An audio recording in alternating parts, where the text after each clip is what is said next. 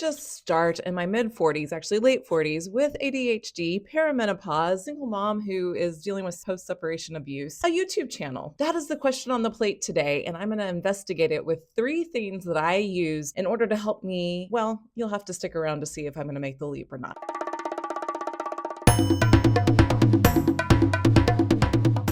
I'm making a huge leap. I've been wanting to come back on here and do an introductory to this new direction I'm taking my life and allow you to see this journey unfold with me and share as much as I can about becoming an author. I know there's some videos out there about how women have left their part-time or full-time jobs, I should say, to become full-time authors. A little bit different. I know other people, make a huge leap and leave their 9 to 5 to work for themselves or just don't even have a plan, which seems insane to me. That's just not something I could do. And I thought, you know what? I watched Sarah Labar a couple years ago, decided that she was going to set a 3-year goal to leave her full-time work, her corporate America job, become an entrepreneur, to do her own thing and become a full-time author. And she did it in 8 or 9 months instead. And it was just so inspiring to actually see her do the journey that I thought, you know what? I'm not finding anyone on YouTube that is looking like me, that's speaking up. And maybe because it's really hard in the situation I'm in, having been in a marriage that was not healthy, leaving a religion that's not healthy, not having the resources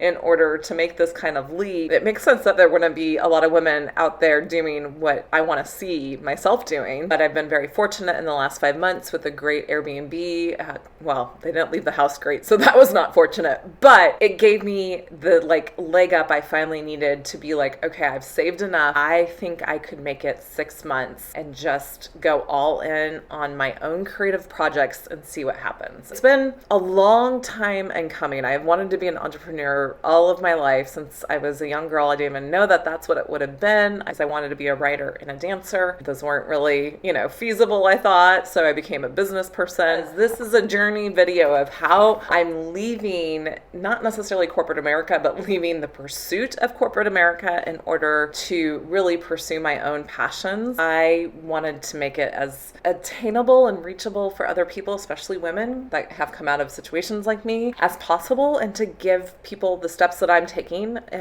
so that they could, either use those steps or brainstorm their own steps that they might need. In doing that, I developed my own little script yesterday, and it was so helpful because maybe it's my coaching mind, I don't know, maybe it's the project management, industrial management mind I have from my Purdue undergrad, I don't know. I started making this outline and it was oh, these are really good steps to take to consider leaving, the pursuit, or even if you have a corporate job, identifying why you would want to leave a corporate job or the pursuit of a corporate job or any gig economy, because that's what I was doing, was gig economy. I'm going to identify the reasons I'm doing that for myself, and then I'm going to take inventory of what I know I have resources of, whether they be internal or external. And then the last step for the process to evaluate whether or not I'm going to make this leap, which the more I sit with it, and it's only been a little over 24 hours, y'all, maybe 36 hours. The more I sit with it, the more I'm yes, this is feeling right. And I talked to my therapist today and she just was you're lit up. This feels like the right path for you.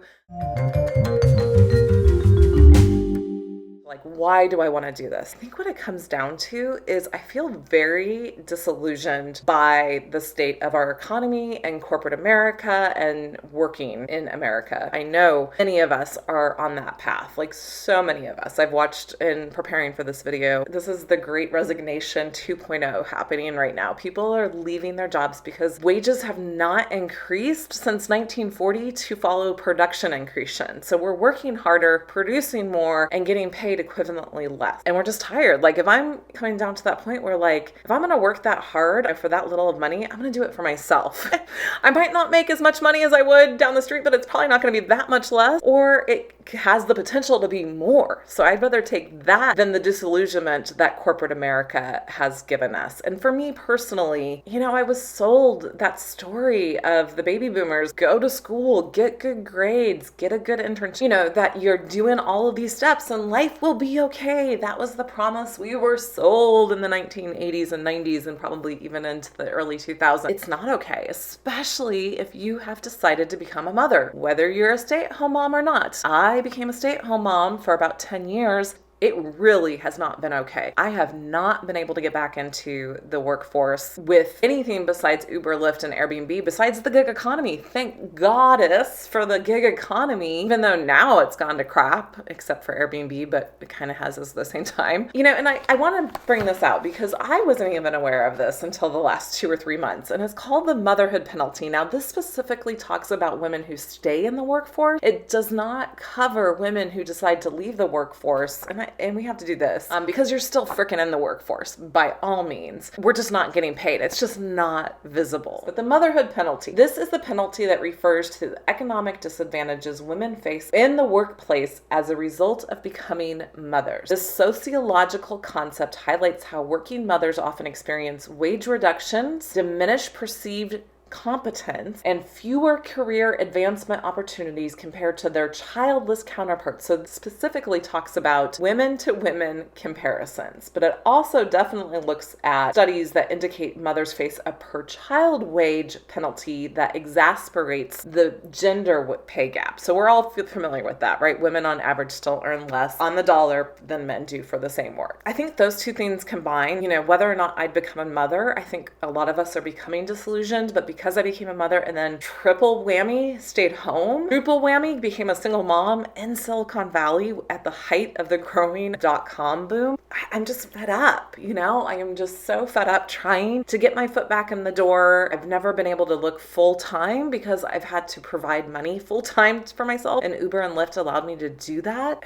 You know, I'm just kind of thumbing, you know, whatever you want to say. Like, I'm just like, whatever, corporate America, like, you don't want to look at me. And it's not that my skill set is not up to date, because it is. People look at my resume, they're like, it's well presented, you're using keywords. Are you getting interviews? No. I mean, I get interviews with flight attendant positions, but then I don't get past that. And I know I do really well with people. Like, I'm really good at connecting with people and showcasing my skill set, and I still couldn't find a job. What is it? Like, what am I not hitting? What am I not getting? What am I not communicating? Or is it just corporate America? I don't believe in like some big spiritual power anymore saying, well, we're just trying to force you this direction. Yet there's something there that obviously I need to stop banging on the door saying, let me back in, perhaps investigate other options for earning an income while also pursuing my own passion. That's what's brought me here. I think also the other thing, as an aging woman in my late 40s at this point, I have been suffering from perimenopause for a good 5 or 6 years now, and it's just been getting worse and worse and worse. I have finally started to use bioidentical progesterone only, and that's a whole nother, if you're interested in learning more about that, let me know and I can make a video on that. But I am having some success in the sense of I'm finally feeling like myself again up until that week before my cycle, up until PMS week. I have more energy, I'm sleeping better, but I'm not necessarily sleeping more. I'm just, my sleep that I'm getting is better. Anyways, long story short, for this video, perimenopause for me has also been this huge wake-up call. I don't think I could hold down even a part-time job in most instances, unless it was like a remote job that wasn't like super strict on the hours, because there's days, especially leading up to my cycle start, where I'm just like, oh my gosh. I mean, if you're my age and you're suffering like I have, you know what I mean. And if you're not, talk to your sisters that do, because there's like no brain capacity to do anything. And it's not because we're not competent. It's just that our hormones, which drive everything, are going haywire at this time in our lives. And we need space and time. And there's not a lot of freaking research for us to get the help that we need. And it's very expensive to get the help that you need. And so many things working against us as women. That was another driving factor for me as to why I really want to continue to stay working for myself. Another one is I'm just so tired of giving my creative energy over to either other people or in the pursuit to give it over to other people, right? Again, I haven't really been in corporate America that much because they won't let me back in, which might be to my advantage, in order to actually use my creative energy for other people. But it's definitely been using my creative energy to apply, to look, to wonder, to, you know, do the whole process to try to get a job. I'm just tired of using all of my skill sets that I have for other people and not getting to use them for myself. In doing that, people are like, oh, you can maintain a full-time or a part-time job and still work on your author goals and your author dreams. You just need to write 30 30 minutes a day. You just need to be writing every day, whether it be 30 minutes, an hour, 500 words, 1,000 words. Recently found somebody that gave me permission to do what I was doing because I just naturally fell into it. My writer process comes and goes. There might be a few days or a few weeks. When I got back into my house, I had about a week and a half to 2 weeks where I had to get my house in order because this is my moneymaker. I was up morning to night working on getting this house back in order after 5 months of somebody being in here and trashing it. I didn't get to work on my book, but then, I might get a whole day where I get to work on my book and get 15 to 2,000 words done, or a lot of research done that helps me to get the next 1,000 words done. No, that's another reason I want to stay working for myself, is I really want to be able to adhere to my creative flow, not to what I hear everybody else doing that works for them, because it doesn't work for me. This week was my first week back in my home where I wasn't trying to get my home in order, and I started to create a content schedule for myself. In fiction, I've heard you don't have to have an author platform, but it helps. It's not anything that's going to hinder me.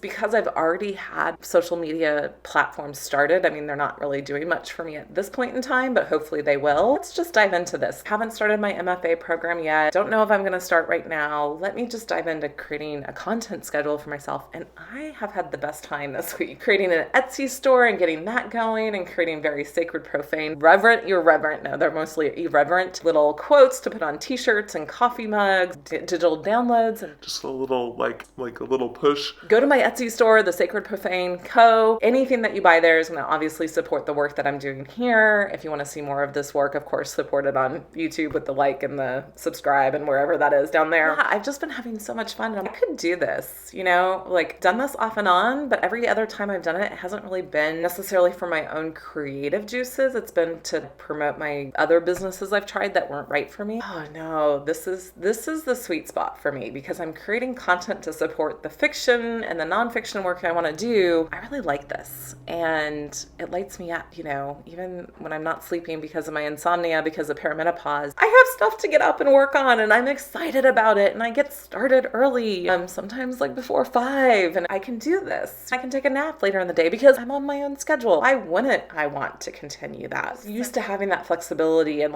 not having to be on somebody else. Well, with kids and an ex, you have somebody else's schedule, but I haven't had that for years now. I've been on my own schedule for the last 5 years or so, but I'm good too. That's one of my inner resources. I'll get to that. So let me get to that. Let me talk about what this channel is going to be about. So my writing project is developing and writing and researching this historical book club fiction book. Say that 5 times fast. For reworking the idea of who the Christ is. And using Mary Magdalene and Jesus' story, and using a lot of what we already know via kind of that story, which honestly, it's actually not very historically accurate. So I'm also using the historical accurate information. I should say this, most of the historical stuff that we even have on Jesus and Mary Magdalene is not, we don't know 100%. It's not 100% certain what we think we know about history of Jesus. Anyways, it's so fascinating, and I'll get into that later. I'm using all of that to write this first book, and I think there'll be more. And I think there might be some fun book club discussion type things going on. There's a lot of stuff planned that's brewing in here, and I'm just excited to get it out of me. I want to use my skill set of loving, I love to research. I love to dive in and just kind of go wherever the research takes me. I was going to say is I've also realized, you'll love this if you're like me at 47, that I probably am ADHD and have been most of my life, or all of my life, because it is something you're born with, right? The low progesterone definitely affects that, but it's also a blessing because I can hyper focus and I can really get outside the box. Being ADHD helps you to get outside the box and be very creative, and also get really distracted by the squirrels. That happens to me a lot, as you probably see on these videos. The other thing I want to use this channel and Substack for is to really share educational pieces that help us to understand patriarchy and religion, and how, religion was influenced by patriarchy, not the other way around, but specifically Christianity. And that's why I'm writing the book that I am, because I come out of that evangelical Christianity backdrop and I want to address that, rework the stories for our imagination to dwell on. Could something else possibly have happened, and it really could based on what I'm seeing. I also, like, with my Etsy store, I want to confront the Christian dogma and societal norms around religion and patriarchy, and I hope to do it with some satire and wit, if and when possible. I've been watching Marvelous Mrs. Maisel again. The biggest thing I want to do with my channel and my life, I just think it's so important to learn how to think and then to think again. Getting out of a very structured way of thinking and being able to see options, really helping all of us, not you, but myself as well, to think about things and then to think again, because I think that brings us, whether or not we think the same about something on some topic, it gives us compassion and empathy for each other. That concludes why I want to leave the idea and the pursuit of following the path of a corporate America job, or trying to get back into corporate America, or even just trying to get a part-time job. Like, what I know I'm doing for myself, and I would suggest if you're looking at doing this yourself, is taking inventory of what you have and then looking at what you need to still develop and kind of setting a plan for yourself in place so that you're not going into this blind. The first thing that I have is I have been keeping track of a budget ever since I graduated college in '99. I've always worked with a budget. Now, do I really always stick within the budget? No, but it's given me a good sense of when and where I'm spending my money, and seeing on paper where that money is flowing so that I know what I need to do to alter, especially being already in this self-employed world. Money's not always consistent, so you really have to start looking at the patterns of the seasons when you're in self-employment and being able to ride those patterns, because I can remember for the first few years being in Uber and Lyft and Airbnb, come December 1st or January 1st, things slow down dramatically and you just think, oh my God, all the business is drying up, and then March hits and it's all better. Having a really strong idea of my financial management and some things I have put in place over the last 4 or 5 years is giving me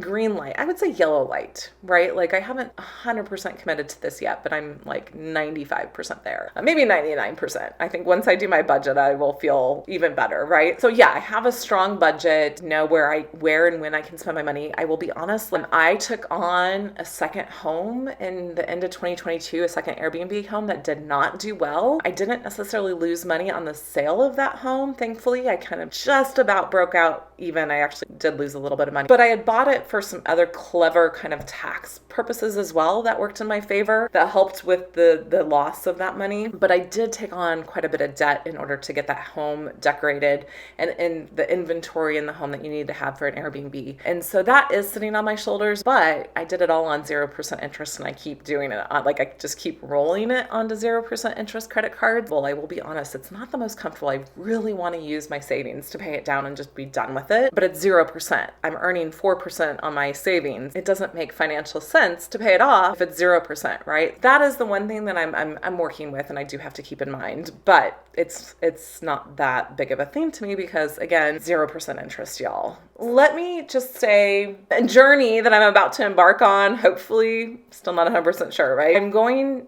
to set my budget for 6 months, and then I'm going to reevaluate. And one of the things working for myself, the gig economy these last 8.5 years, 10 years, is that I know how to pivot. So things on Uber and Lyft would change sometimes every week, every quarter, every month, and you have to pivot your strategy in order to earn the most money. Sometimes it was hour to hour, day to day, because their bonuses changed all the time, and you're a lot of times driving towards those bonuses. Knowing how to pivot really fast is to my advantage.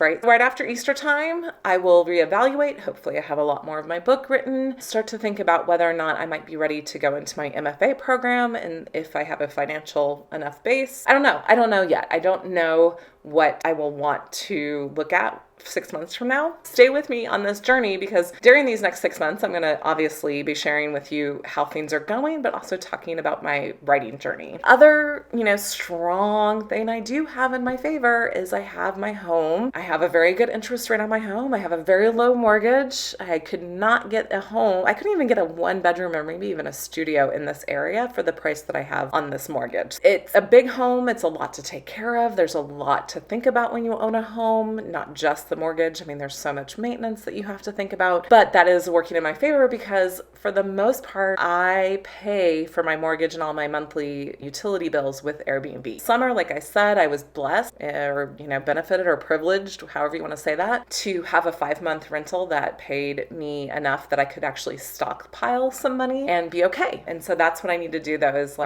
step 3 things is rework my budget and look at all of that and start to plan that a little bit better. Another thing that I've done is I do have some classes up on Udemy. They're not really in alignment necessarily with what I'm doing now, but they do still earn me a little bit of money. I'm talking very little, under $25 a month. There could be an option or there could be some potential for me to look at that and see if I can't push that a little bit more and earn a little bit more money. Like I said, I've been working on this diversification of income for quite a while. When I started to take a step back, I'm already doing a lot of these things that other creators are doing full time. I just need to maybe focus more on developing some of these. I've started a Substack. At this point, everything is free on Substack because I feel so passionate about sharing and disseminating that education that I'm providing on there. But if you want to support me, you can support me for as little as $5 a month or $50 a year or whatever you feel like you want to support me with. All of that money, again, will support to further the voice of the Sacred Profane and the work that I hope to do here that I just shared with you a little bit ago. And then, of course, Etsy, as I mentioned, with fun little, just kind of very witty,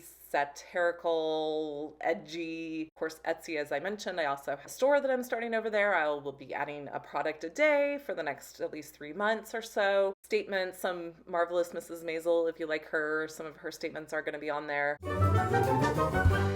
You're here on YouTube with me, please click subscribe, click that like button, share this so that hopefully you don't even have to support me, but YouTube will be supporting me because we're getting the message out there of what it takes to be a writer full-time and the journey that it takes to do this. And I think it's just as a side note, if you are interested in doing this, definitely tag me so I can follow your journey and we can support each other. But I also think that this is just a great way for you to document, just like a blog would be. I've documented a lot of my very big progressive jumps in my life via blogging, and it's just been so impactful to be able to go back and read those and be like, wow, or sometimes wow, that wasn't as big as it seemed back then, now in the reflection. Another great resource I have, I think I've already mentioned this, is that I have worked for myself, even though it was gig economy, for the last 13 years, ever since I got divorced, really, is I've been trying to either start my own business or done Uber and Lyft and Airbnb. I've learned how to be disciplined enough because it takes a lot of discipline. The first couple weeks I think of Uber and Lyft, I'm like, oh, I can go drive tomorrow. But then you're not making any money. You've got to be disciplined to do the work that's at hand for you and to set yourself a schedule and to be determined and resilient enough and to know that you're not going to see the fruit of your labor. I think that's going to be one of the things I have to work on, is not really seeing the fruit of my labor right away. I think also ebb and flow of seasonality. As I'm researching more about YouTube and their social media platforms, there's definitely seasonality. Etsy, of course, there's seasonality. Another huge thing for me is I'm an event planner, project manager, so I know how to break things down into actionable tasks, map things out, and I love checklists. When I used to do events, people were just always either really annoyed or blown away by my banquet event orders because I'm just so freaking overly detailed. Another huge thing that works in my favor that I have is my maturity. I'm 47 and a half. I don't know how a 24 or 25-year-old does this. I just would not have had any of the skill sets that I've already mentioned. Those have taken the last 25 years since I've graduated from Purdue to develop, and especially the confidence. I wasn't that confident at 24 that I see some of these 24-year-olds. Another advantage that I have is that I'm a researcher. I freaking love to research. I think a disadvantage is sometimes I do a little bit of research, think I get it, and then I jump in and it doesn't go as planned. I know I have tried my own business many, many times. As I even say that, I'm like, well, duh, that's what an entrepreneur does, is you just keep trying things until you find what sticks and what really works for you. Doing that, though, I have learned all these really important skill sets needed to be in an author platform, YouTube creator world. That is a huge advantage to me. I know another thing I have is what I call stick-to-itiveness. This is a word I developed for myself or created for myself back in high school. I've had a very unique childhood. I was was orphaned at 9, just have had to stick to things and have resilience when people maybe would have turned to drugs or alcohol or using their bodies for sex to just escape them. I didn't. Like, I focused even harder on my studies and getting into a good school. And as we've seen, I'm disillusioned by that now, but it kept me from getting into addictions in other ways. I really feel like I'm going to be driving or digging into that resilience even more and knowing that it's for me and not for somebody else's energy. Oh,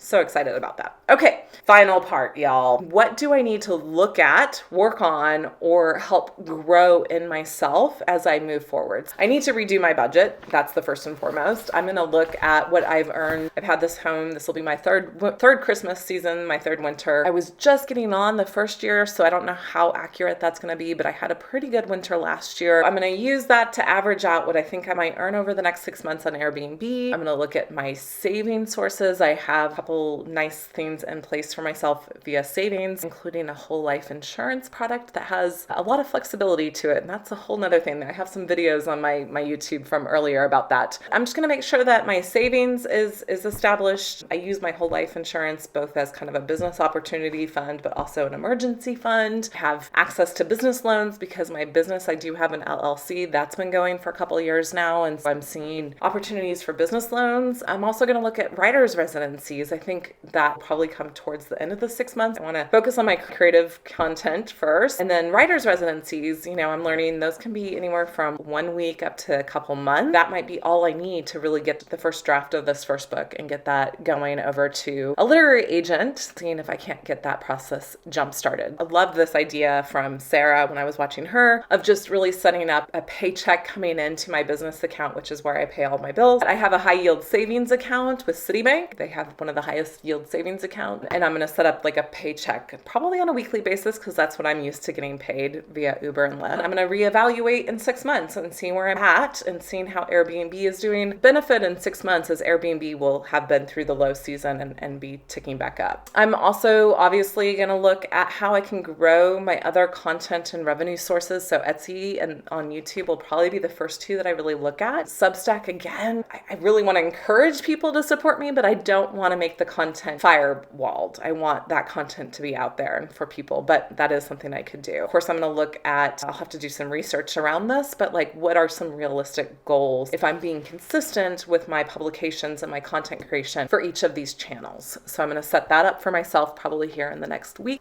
be working on that. If you have any suggestions, drop them in the comments below. Of course, setting and tracking those goals is going to be super important and figuring out the best way for me to do that. Another thing that Sarah mentioned this in her video, when you're not in corporate America, you don't have so much of these milestones that you're trying to reach in your career preset for you. So I liked the idea of actually carving out or creating milestones for myself. For me, that would really be, first and foremost, get to the point where I can get some monetization on YouTube, paid subscribers on Substack, and some sales on Etsy, but also the book project, getting the first draft done, getting the first edit done, getting some beta readers, making the edits that the beta readers give me, finding an agent can, be either sometimes an easier or harder process. Hopefully with my social media, it will be an easier process. Finding that publisher, actually getting published. So those are some milestones that I thought would help keep me engaged, but also, reasons to celebrate when they do hit those milestones. The thing that I'm probably going to struggle with the most, and yet I have a good sense of who I am, according to my therapist and me, is really how do I structure my life? How much content am I creating versus how much time am I putting into my creative writing for the fiction book? What does that look like on a daily, weekly, monthly, quarterly process? Really trying to schedule myself, but also knowing I am ADHD. And so there's a lot of times where I just get into something and I just want to go. Maybe I play around with being a little bit more structured and see how that feels, because sometimes that can feel really good to me because it gives me a lot of anchoring and like grounding. Or maybe I play around with being a little bit more flexible and like, okay, this is the day I'm going to work on my book. This is the day I'm going to create content. This is the day I'm going to edit my content. This is the day I'm going to post. Actually, I like that too. So I'll play around with that, see how I feel. I will let you know. And I think the biggest thing, again, that I just really want to make sure is the content creation can be